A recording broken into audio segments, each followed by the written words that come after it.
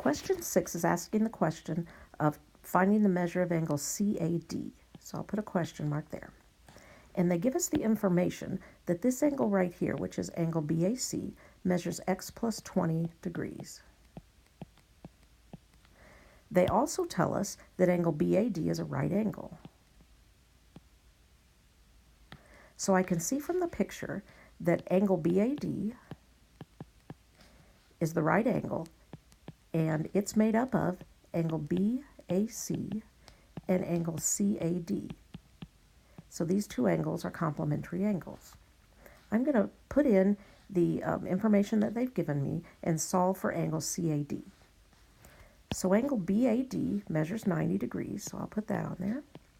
Angle BAC measures x plus 20 degrees, so I'll put that on there. And I don't know what angle CAD is. That's what they're asking me to find. Let's solve this by subtracting the x plus 20 to the other side.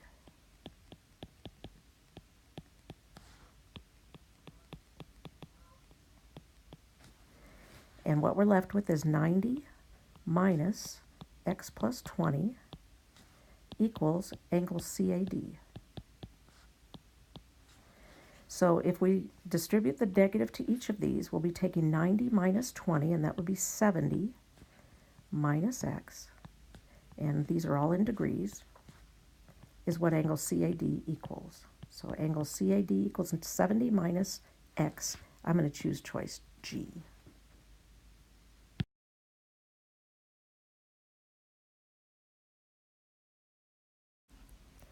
This question is asking for the perimeter of this isosceles right triangle. And I'm going to go ahead and write perimeter equals down here, because I need to make sure my final answer is the answer for the perimeter and not just the answer for one of the legs. What helps me for these kind of problems is to redraw the picture so that my triangle is sitting upright. This is how I like seeing my triangle, so I'm just going to rotate the triangle so it looks like this. And it tells us that this is an isosceles right triangle, so isosceles means it has equal legs. So I'm going to draw the equal legs on here. Also tells us the hypotenuse is 8 square root of 2. All right, in the original picture, this would be where that is. And it asks us to find the perimeter. In order to find the perimeter, I need to add the 3 sides together. So since these are equal sides, I'm just going to put those each as x, because it'll be the same measure for both. And I know that if I use the Pythagorean theorem, I'll be able to come up with the hypotenuse as 8 square root of 2, and I'll be able to solve for x. So by the Pythagorean theorem, I'm going to take x squared plus the other x squared equals 8 square root of 2 squared. This is a squared plus b squared equals c squared is what I'm working with.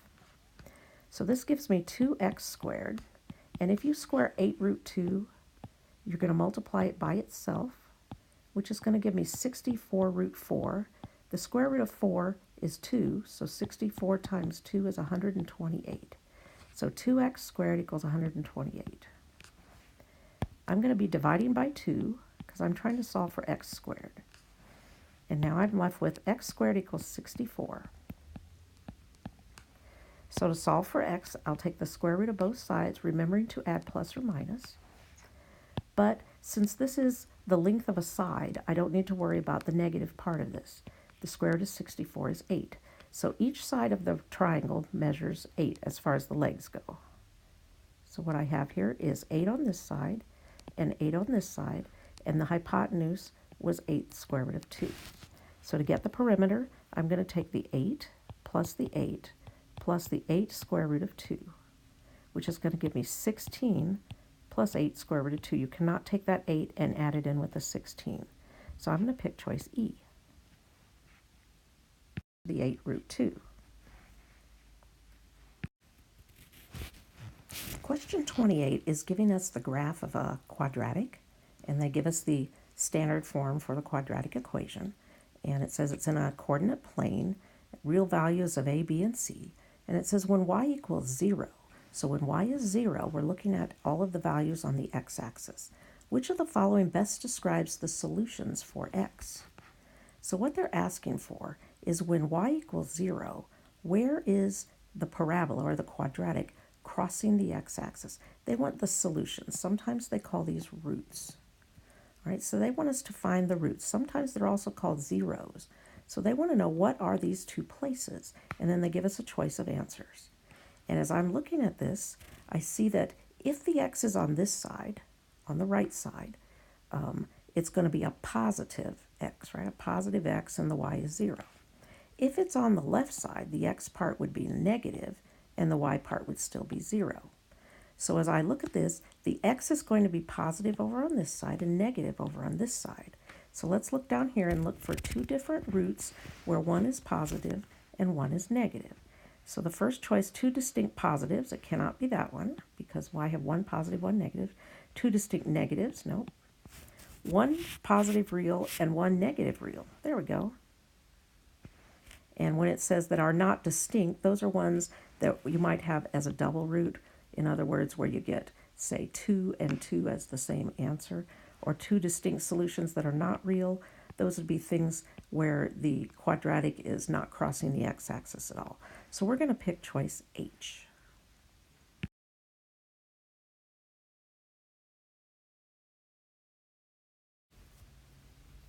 Question 29 is asking for the product of the two complex numbers. And you should know that the product means to multiply.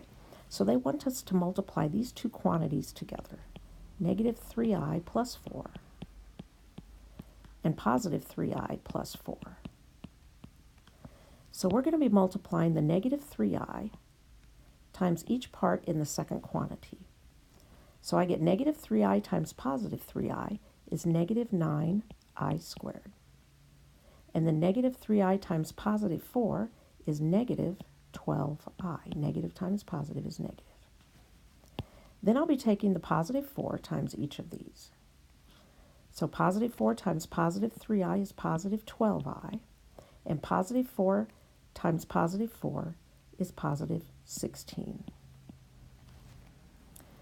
Now, they also expect you to know that I squared is the same thing as negative 1. So what I do a lot of times is I go up here and I circle I squared, I put equals negative 1, so I remember that. And you're going to be taking this negative 9 and this negative 1 and multiplying them together and get positive 9.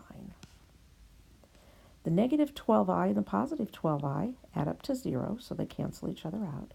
And then I have plus 16 on the far right side. If you take 9 plus 16, you're going to get 25. So I'm going to pick choice C.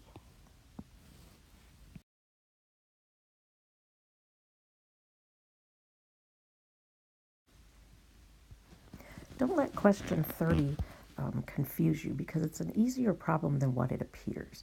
You're not going to be taking volume or surface area or anything like that of a cone.